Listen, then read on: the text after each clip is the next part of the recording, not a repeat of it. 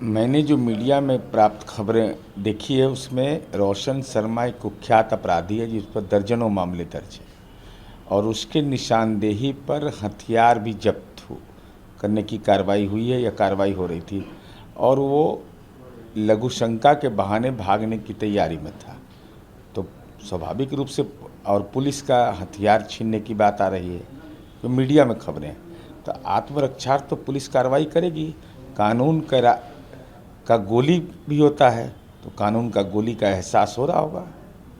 तेजस्वी यादव ने कहा है कि जितने भी वोटर लिस्ट में नाम काटे गए हैं उसका जवाब इलेक्शन कमीशन को देना चाहिए। रही बात मेरी तो मैं भी तमाम चीज़ों का जवाब दूंगा, लेकिन ये भी जवाब इलेक्शन कमीशन नहीं, को देना मुझे ये समझ में नहीं आ रहा, जब बूथ लेवल एजेंट आपने नियुक्त कर दिया, हर एक मतदान केंद्र पर चुनाव आयोग का निर्देश है बूथ लेवल एजेंट, हर एक पार्टी के जिला अध्यक्ष को मतदाता सूची का अद्यतन सूची उपलब्ध करा दिया गया, तो किन मतदाताओं का नाम कटा और किन का जुटा, कौन मृत मतदाता हैं, कौन लोग किस रूप में हैं, यह तो आपका बूथ लेवल एजेंट ही बता देगा। वैसे चुनाव आयोग से आपने मांग किया है, वो चुनाव आयोग का अधिकार क्षेत्र है, लेकिन बूथ लेवल एजेंट के दायित्व तो क्या है यह भी तेजस्वी यादव को बताना चाहिए और दायित्व का निर्वहन हुआ कि नहीं।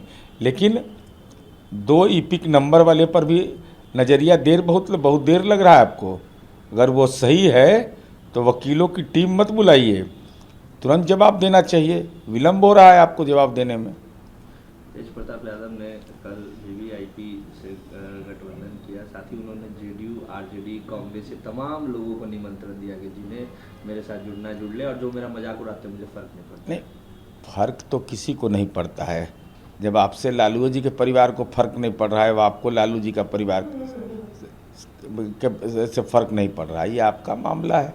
अब तेज प्रताप यादव कोई राजनेता स्टेट्समैन है, निमंत्रण दे रहे हैं आप लोगों को। भाई कौन उनका निमंत्रण स्वीकार करता है, उनका कौन, कहाँ कोई नोटिस है, कोई नहीं लेता। जब घरे वाला नोटिस नहीं ले रहा है दूसरा कौन नोटिस लेगा।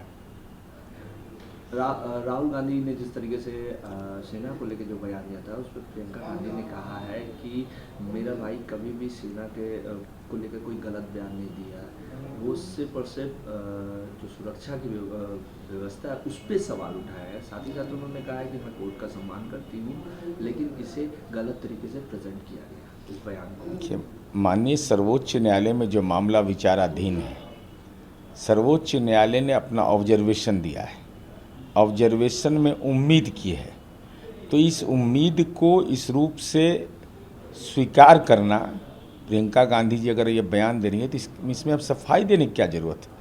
अरे माननीय सर्वोच्च न्यायालय ने अपने विचारण के दौर में कोई टिप्पणी की, कोई न्यायिक आदेश तो पारित किया नहीं है, तो इस पर प्रतिक्रिया देने के हमारी समझ से कोई ज़रूरत नहीं है। लेकिन कांग्रेस के माथे पर राजनीति का बैताल चढ़ बैठता है, जिन सवालों का जवाब नहीं देना चाहिए उसका भी सवाल का जवाब देने को बेताब हो जाते हैं। कल मुख्यमंत्री की कैबिनेट में डोमिसाइल पर मुहर लग गई। अराउंड 98% लोग बिहार के ही होंगे, 1 या 2% लोग बाहर नहीं अप्लाई करेंगे शिक्षा। तो कितनी बड़ी बात है, लेकिन विपक्ष तो लगातार इसका भी क्रेडिट ले रहा है। नहीं, क्रेडिट लेना चाहिए, कहीं कोई दिक्कत नहीं है राजनीति में, लेकिन TRE 1, TRE 2, TRE 3 का मैंने जब रिजल्ट का अवलोकन किया तो लगभग 85% बिहार के ही बच्चे सफलतम थे। इसके अलावा 15% दूसरे राज्यों के थे। वो अभी कितनी नौकरी में होंगे या नौकरी छोड़ दिया होगा मैं नहीं जानता। तो डोमिसाइल की नीति माननीय नीतीश कुमार जी ने छात्र युवाओं की आकांक्षा के आधार पर, चूँकि शिक्षक भर्ती में हम देश में नंबर 1 हैं, तो ये नीतीश कुमार जी का जो क्रिकेट का पिच होता है ना, वह राजनीति का पिच होता है, उस पर बाउंड्री के पार छक्का मारा है। अब पिच से विपक्ष गायब है, लेकिन उसके बावजूद क्रेडिट ले रहे हैं, तो क्रेडिट लेते रहिए, तो अपनी पार्टी में डोमिसाइल लागू कर दीजिए, राज्यसभा में बिहार के गरीब परिवार को नामित करिए। दूसरा पक्ष है कि संपत्ति का भी डोमिसाइल लागू होना चाहिए। बिहार का लोग संपत्ति खरीद लेगा, नेता सब जाके दिल्ली या बम्बई में, ये कैसा डोमिसाइल है। शुभेंदु अधिकारी ने कहा है कि मेरे ऊपर बांग्लादेशी मुस्लिमों ने हमला किया, उनके कॉन्वे पे अटैक हुए थे उसको लेकर। नहीं, उनके कारकेट पर मैंने भी वीडियो देखा है, जो हमला हुआ है, अब कौन हमलावर है उसका तो नाम थाना में दर्ज होना है। अब इस संबंध में तो थाना को अधिकार क्षेत्र है उस पर जांच करने का और न्यायपालिका को उस पर विचारण करने का।